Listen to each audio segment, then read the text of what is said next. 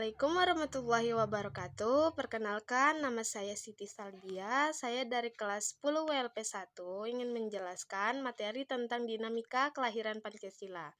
Yang pertama ada dinamika dalam sidang BPUPK pertama.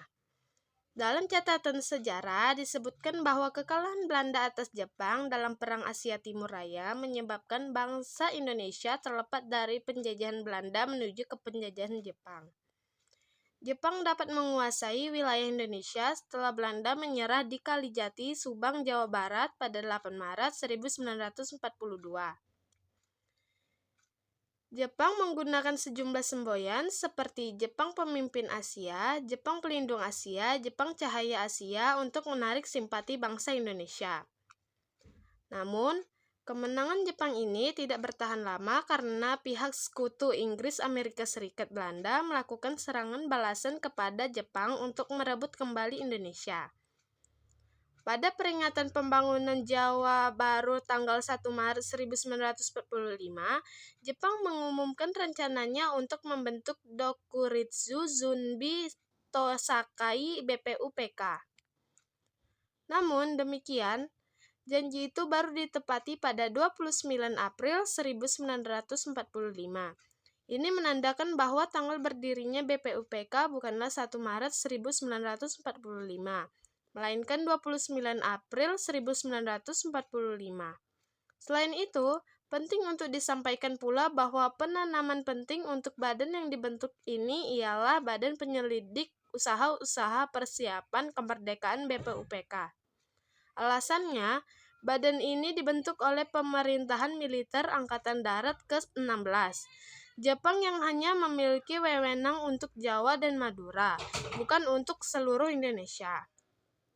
Jika disimak dari hasil riset yang dilakukan oleh Darat Jadi dan Osa Kurniawan Ilham 2020, Jepang menyusun keanggotaan BPUPK menjadi 5 kelompok, yaitu 1 kelompok birokrat, presiden, bupati, wali kota, kepala kantor, guru, dan sebagainya.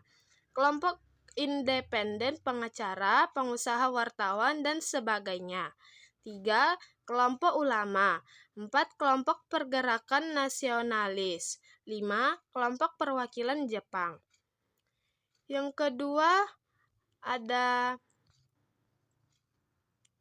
dinamika dalam perumusan Pancasila, yaitu Dr. K.R.T. Rajiman Wedyodiningrat selaku Ketua BPUPK memutuskan untuk membentuk sebuah panitia dengan tugas menyusun rumusan tentang dasar negara dengan pidato Soekarno sebagai bahan ulama ditambah usul dari semua anggota BPUPK yang mengajukannya.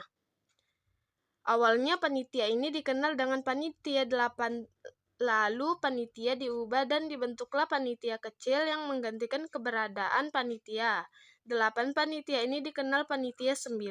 Panitia 9 membuat teks yang lebih pendek.